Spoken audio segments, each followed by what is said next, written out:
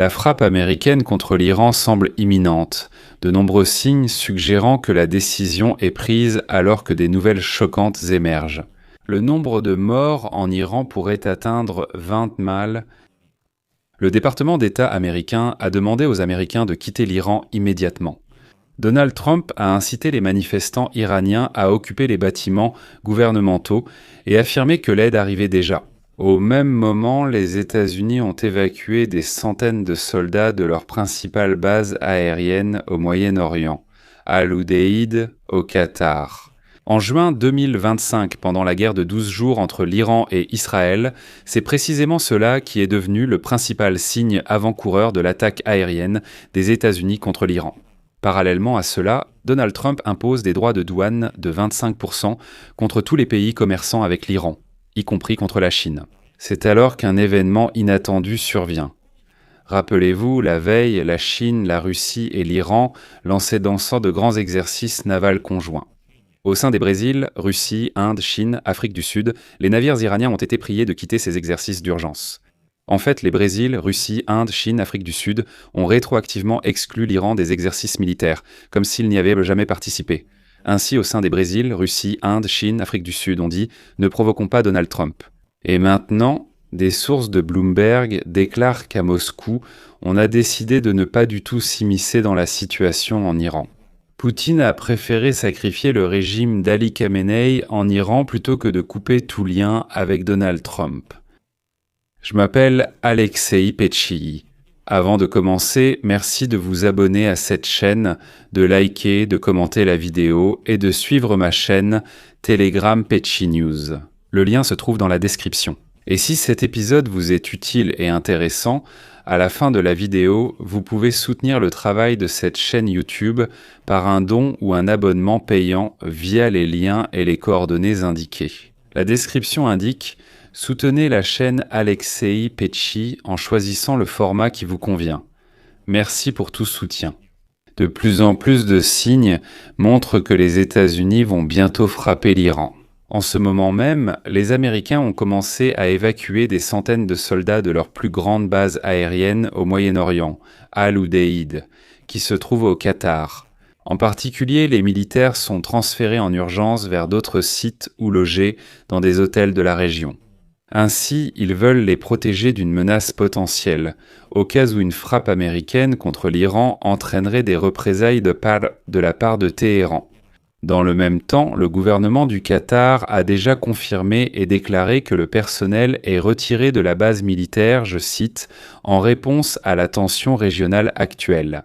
Les autorités qataries affirment qu'elles prendront toutes les mesures nécessaires pour garantir la sécurité et la protection de leurs citoyens et résidents.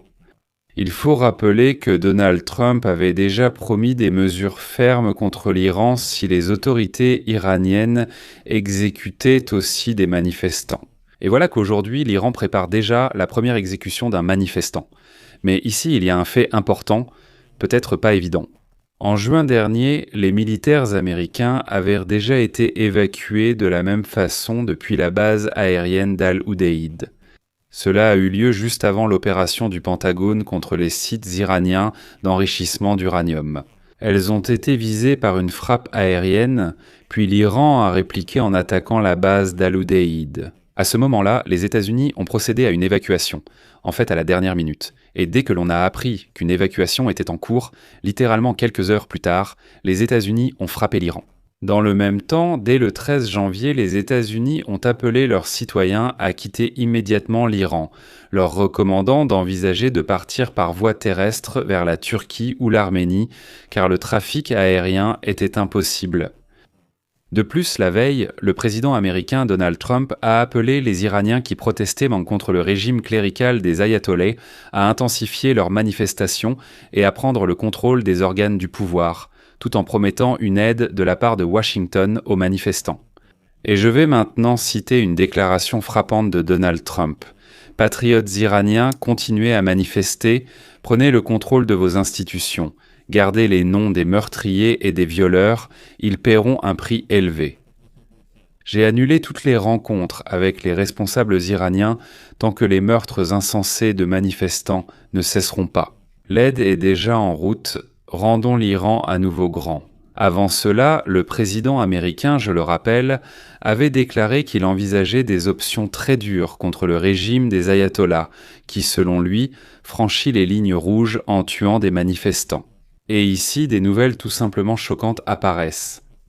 Selon les dernières informations des autorités iraniennes, lors de la répression des manifestations, au moins 2000 personnes ont déjà été tuées, encore une fois, 2000 manifestants tués, et cela selon les données du régime des ayatollahs. Columbia Broadcasting System News, citant les renseignements britanniques et des sources à Téhéran, rapporte que lors des manifestations massives iraniennes touchant tout le pays, la répression par les forces du régime a été brutale.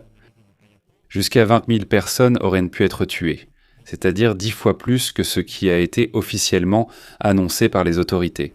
Je souligne que les défenseurs des droits de l'homme ont recueilli des données sur les victimes grâce au rapport des professionnels de santé nationaux.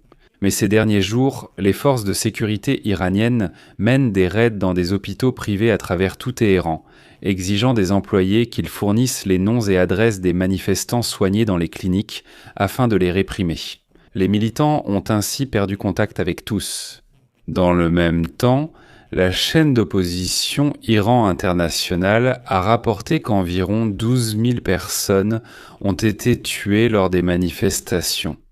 Quoi qu'il en soit, une vidéo est apparue mardi sur les réseaux sociaux, montrant les corps de plus de 400 Iraniens tués lors des manifestations.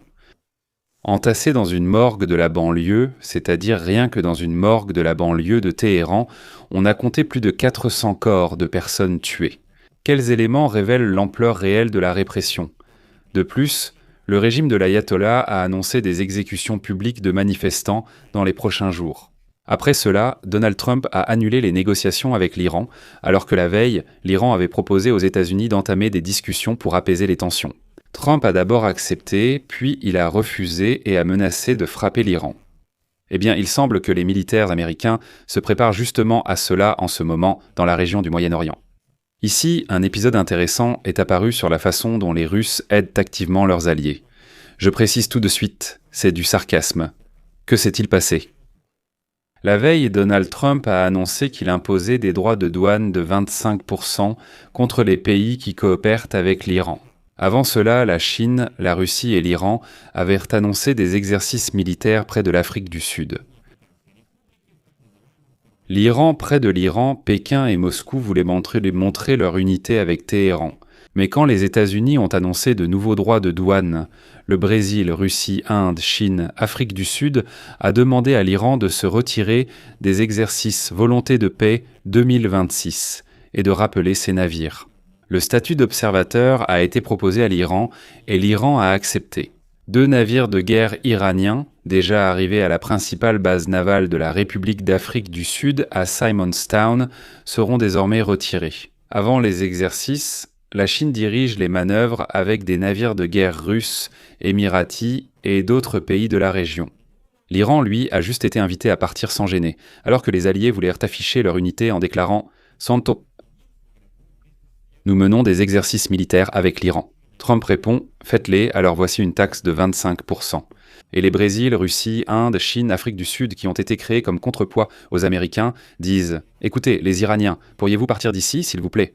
Nous ne sommes pas avec vous, s'il vous plaît, retirez vos navires. » Eh bien, pour ne pas attirer l'attention inutilement, bien sûr, nous vous soutenons, nous sommes de votre côté, mais publiquement, s'il vous plaît, partez d'ici. Allez, et les Iraniens s'en vont. Et voilà déjà. Bloomberg écrit que Vladimir Poutine ne prévoit pas d'apporter un soutien significatif au régime des ayatollahs en Iran, qui fait face à une vague de protestations nationales et à la menace d'une inflation militaire. Comme le rapporte Bloomberg en citant des sources, le Kremlin se limitera très probablement à exprimer un soutien public à l'Iran, avec lequel il a signé il y a seulement 1 an un accord de partenariat stratégique global, entré en vigueur littéralement en octobre. En fait, Poutine a déjà montré à 2 reprises ces derniers mois qu'il se moque complètement de ses alliés d'hier. En décembre 2024, le régime de Bachar Adamov est tombé. En janvier 2026, Nicolás Maduro a été capturé.